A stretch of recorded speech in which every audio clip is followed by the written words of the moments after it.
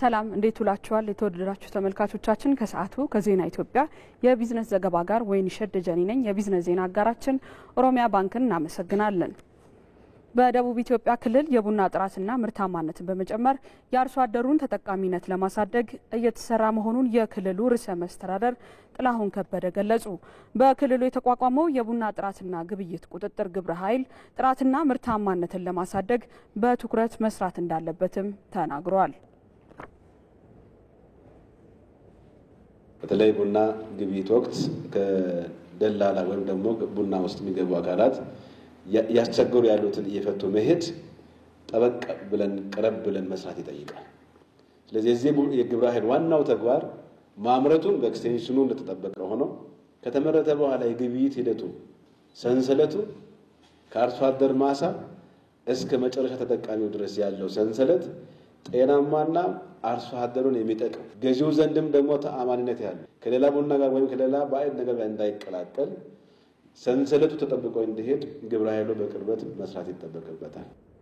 በክልሉ በልዩ ጣዕም የሚታወቀውን የይርጋ ጨፌ ቡናን ከቻይና ባለሀብቶች ጋር በመቀናጀት በቀጥታ ወደ ውጪ ለመላክ አስፈላጊው ቅድመ ዝግጅት በመጠናቀቅ ላይ መሆኑን ርዕሰ መስተዳደሩ አስረድተዋል። እንደ ሪፖርተራችን ተመስገን ተስፋዬ ዘገባ በምክትል ርዕሰ መስተዳደር ማዕረግ የክልሉ ግብርና ቢሮ ኃላፊ ዶክተር መሪሁን ፍቅሩ ክልሉ በሀገር ደረጃ ሶስተኛው ከፍተኛ ቡና አምራች መሆኑን አንስተው ምርታማነቱ እየተሻሻለ መምጣቱን ጠቁመዋል።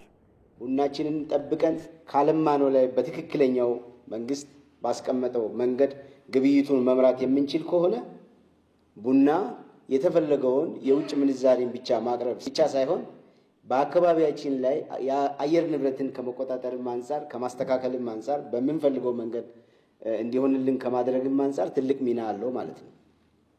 ስለዚህ ከዚህ አንፃር በአፈጻጸም ደረጃ እየተሻሻለ የመጣ በአፈጻጸም ደረጃ በየቦታው የሚታዩ ለውጦች የየራሳቸው ኢምፓክት አላቸው።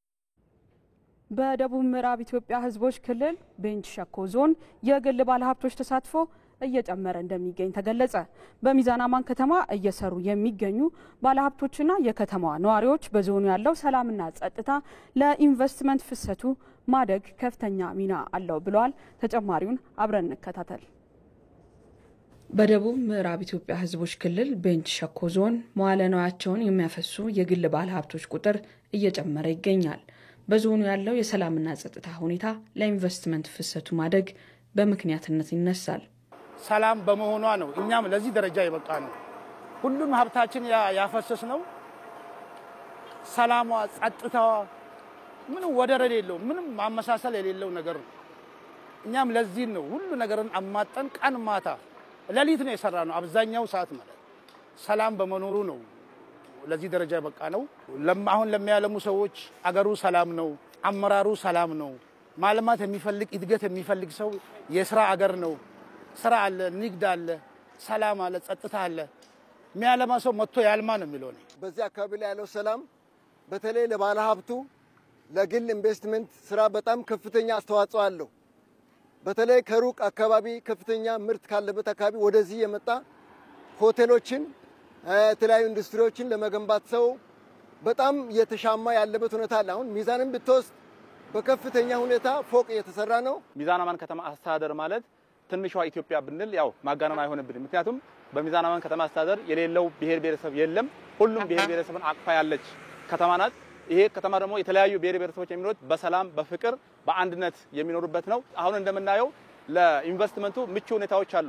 በተለይ በሆቴል እና ቱሪዝም ዘርፍን ብንል በግብርና ዘርፍን ብንል አሁን በተለያዩ መልኩ ለኢንቨስትመንት ምቹ የሆነች አካባቢ መሆኗን ነው ለማንጋር የምወደው። ዞኑ ሰፊ የተፈጥሮ ሀብት መገኛ መሆኑን ያነሱት የቤንች ሸኮ ዞን ዋና አስተዳዳሪ ሀብታሙ ካፍቴን የቡና ቅመማ ቅመምና የማር ምርት ለኢንቨስትመንት ፍሰቱ መጨመር ከፍተኛ አስተዋጽኦ እያበረከተ መሆኑንም ገልጸዋል። ያለው ተፈጥሮ ሀብት ያለው የመሬት ሁኔታ እጅግ በጣም ብዙ ኢንቨስተሮች እንዲመጡ ሳቢ ነው። የከተማ የገጠር ኢንቨስትመንትን ስናይ አንደኛ በከተማዋ ዙሪያ ያሉ ወረዳዎች የካሽ ክሮፕ ወይም የቡና ቅመም ውስጥ ለምሳሌ እርድ፣ ኮረሪማ፣ ጅንጅብል፣ ቁንዶ በርበሬ እነኝና ማር ምርቶች በጣም በከፍተኛ ሁኔታ የሚመረትበት ነው። የኢትዮጵያን የቅመም ቅመም ኤክስፖርት እምብርት ነው ማዕከል ነው። ይሄ ደግሞ ኢምፓክቱ ምን ላይ ያለ ዙሪያ ላይ ያለው ወረዳዎችና ገጠር አካባቢዎች ከፍተኛ የካሽ ክሮፕ አምራች ኤሪያ በመሆናቸው ከተማ ላይ ያለው ለከተማ ኢንቨስትመንት ደግሞ የራሱ የሆነ አስተዋጽኦ አለው። አስተዳዳሪው በዞኑ ተጨማሪ ባለሀብቶች በተለያዩ ዘርፎች ገብተው እንዲሰሩ ምቹ ሁኔታዎች መኖራቸውንም አንስተዋል። እኛ ራሳችን በርካታ ኢንቨስትመንቶችን ኢንቫይት አድርገን አሁን ያስገባን ነው። በዚህ አጋጣሚ ጥሪ ማስተላለፍ ፈልገው አገር ውስጥም ሆነ አገር ውጭ በቡና ልማት ላይ በቅመም ቅመም ዘርፍ በማር ምርት ላይ ለመስራት የሚፈልጉ ብቻ አይደለም በከተማ ኢንቨስትመንት ላይ መስራት የሚፈልጉ ካሉ እኛ በራችን ክፍት ነው፣ ዝግጁ ነን። አብረን ዞናችንም ከማንኛውም አካል ጋር ማልማት እንፈልጋለን። ብቻ አይደለም የኛ ድምር ደግሞ የሀገሪቷ ልማት ስለሚሆን በዚህ አጋጣሚ ጥሬን ማስተላለፍ። በደቡብ ምዕራብ ኢትዮጵያ ሕዝቦች ክልል ቤንች ሸኮ ዞን ከ312 በላይ ባለሀብቶች በኢንቨስትመንቱ ዘርፍ ተሰማርተው ይገኛሉ። የፍጆታ እቃዎች ላይ የሚታየውን የዋጋ ጭማሪ ለመቋቋም የቅዳሜ ገበያ በከፍተኛ ሁኔታ እያገዛቸው መሆኑን የስልጤ ዞን ነዋሪዎች ገለጹ። ነዋሪዎቹ የቅዳሜ ገበያ ከዚህም በላይ እንዲስፋፋ ጠይቀዋል። ዋለልኝ ታምር በማዕከላዊ ኢትዮጵያ ክልል ስልጤ ዞን የወራቤ ከተማ ነዋሪዎች የቅዳሜ ገበያ መቋቋም በተለይም የግብርና ምርቶች አቅርቦት እጥረትና የዋጋ ንረትን ለማቃለል አስተዋጽኦ አድርጓል ብለዋል። የቅዳሜ ገበያ ከተጀመረ ጀምሮ እኛ በጣም ያው በተመጣጠነ ዋጋ እየሸመት ለቤታችን ብዙ ለውጥ ያገኘንበት ሁኔታ ስላለ በየሳምንቱ ቅዳሜ አልቀርም መስት ማለት ነው። ሁሌም መጥቼ ለሳምንት የሚሆነኝ ተገባይቼ ሄዳለሁ እና በጣም ለውጥ አለው። በጣም ደስ የሚል ነው። በእያንዳንዱ ምንገዛው እቃ ለውጥ አለው። ከ20 እስከ 15 ብር በ1 ኪሎ ልዩነት ትልቅ ነገር ነው ለሸማች ማለት ነው። ለመገበያት ነው መጣሁት። ቲማቲም 25 ብር ቅናሽ ዋጋ ነው ገዛሁት።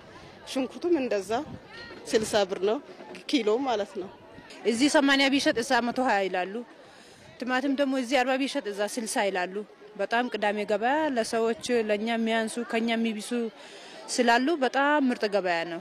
ያላግባብ በሚደረግ የዋጋ ጭማሪ እንዳይጎዱም ገበያ የማረጋጋት ስራው በመንግስት ተጠናክሮ ሊቀጥል እንደሚገባ ነው ነዋሪዎች ያመለከቱት። በዞኑ የሚገኙ የተለያዩ አምራቾችና አቅራቢዎችም በቅዳሜ ገበያው የግብርና ምርቶችን በተመጣጣኝ ዋጋ በስፋት ያቀርባሉ። ምርቱን ያቀረብን ነው። በተለያዩ አይነት ምርት ያቀረብን ነው። እንም ተወዳድረን ዝቅ ባለ ዋጋ ነው የምናቀርበው ለህብረተሰቡ እንዳይጎዳብን። ህብረተሰቡም የራሳችን ወገን ነው። ቲማቲም፣ ጥቅል ጎመን፣ ሽንኩርት እነዚህ ነው የምናመጣው። ሽንኩርት በ45 በዛሬ ገበያ 45 ነው እዛ የተቆረጠለን እና አሁን 50 ብር እያስረከምን ነው። እኔ ማመርተው ሽንኩርት ነው በብዛት ለነጋዴ የሚሰጠው ቸርቻሪ አምጥቼ ነው የሚሰጠው። እኔ ዝቅ አድርጌ ነው የሚሰጠው። በገበያ ባየር ባለው 20 ብር 15 ብር በኪሎ ቀንሼ ነው የሚሰጠው። እኔ ሁሌም ነው ማቀርበው። ቲማቲም በአምራችም ነኝ። ሁሌ በየሳምንቱ አቀርባለሁ። ሞቅ ያለ ገበያ ተፈጥሮልን በጣም እኛ ሩቅ ነበር መጀመሪያ የምንሄደው ማለት ነው። መኪናችን ሩቅ ያጠል ነበር። አሁን ደግሞ ተረጋግተን በደንብ እየሰራን ነው። አሁን እኔ ማቀርበው በራሴ ትራንስፖርቱ በራሴ መኪና ነው። በቃ ነዳጅም ካገኘው በትንሹ ይበቃኛል። ይረባረቡበታል። ትንሽ አግኝቼ በትንሽ ጥቅም ነው እኔ እየሸጥኩ ያለሁት። የምርት እጥረት ባለባቸው አካባቢዎች አምራቾችንና ሸማቾችን በማገናኘት በተለይም ዝቅተኛ የኑሮ ደረጃ ላይ ያለውን ህብረተሰብ በተመጣጣኝ ዋጋ ምርት እንዲያገኝ እየተሰራ እንዳለ የከተማ አስተዳደሩ ገልጿል። ለዚህም የቅዳሜ ገበያን ህብረተሰቡ በየጊዜው እየጨመረ ያለውን የዋጋ ንረትን ለመከላከል እንደ መልካም ዕድል እየተጠቀመበት ነው ተብሏል። ዋናው ነው ትልቁ ዓላማ የኑሮ ውድነቱን ማረጋጋት ነው። ዝቅተኛ የኑሮ ደረጃ ላይ ያለው የህብረተሰብ ክፍሉን ዝቅ ባለ ዋጋ ህብረተሰቡ ተመጣጣኝ የሆነ ምርት እንዲያገኝ እያደረግን ያለ ነው። አብዛኛው ማህበረሰብ ውጭ ላይ ሲደርስበት የነበረውን ከዋጋ ጋር ተያይዞ በየጊዜ እየጨመረ ያለውን የዋጋ ንረትን ለመከላከልም እንደ መልካም ዕድል እየተጠቀመበት ያለበት ሁኔታ ነው ያለው። እዛ አጠቃላይ ዋጋዎች ኦሬዲ የሚወጡት ከዚህ ገበያ መነሻ ነው ማለት ነው። ለዛ ሰው በሳምንቱ የሚያስፈልገውን እዚህ መጥቶ የመገበያት የመሸመት ልምዱ ከጊዜ ወደ ጊዜ እያደገ የመጣበት ሁኔታ ነው ያለው ማለት ነው። የምርት እጥረትና ህገወጥ የዋጋ ጭማሪ እንዳይኖርም በከተማ አስተዳደሩ ክትትልና ቁጥጥር እየተደረገ እንደሚገኝ ተጠቁሟል። ከግብርና ምርቶች ባሻገርም ከተማ አስተዳደሩ ሌሎች የምግብ ሰብሎችና የፋብሪካ ምርቶችን ለህብረተሰቡ እያቀረበ ነው። ከፋብሪካዎችም በቅናሽ ዋጋ ለዚህ ገበያ እንዲያቀርቡ እናደርጋለን። እኛ ለምሳሌ ከዱቄት ጋር ተያይዞ ለምሳሌ አንድ ኩንታል ላይ እዚህ የሚቀርበው የዱቄት ዋጋ እስከ 800 ብር የዋጋ ልዩነት አለው በኩንታል ማለት ነው። የዞኑ ንግድና ገበያ ልማት መምሪያ እንዳስታወቀው ሻጩና ሸማቹ ማህበረሰብ የሚገበያይባቸው የኑሮ ውድነትን ለማረጋጋት የሚያስችሉ ከ27 በላይ ገበያዎች በዞኑ ተቋቁመዋል።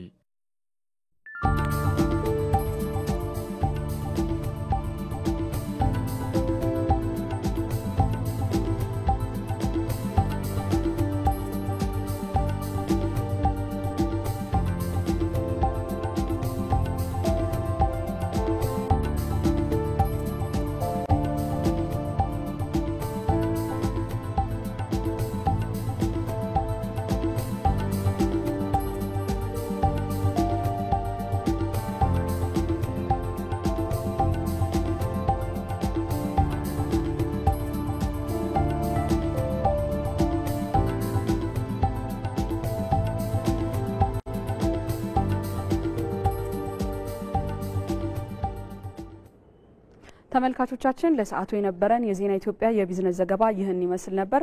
ወይንሸት ደጀኔ ነበርኩኝ። በያላችሁበት መልካም ቀን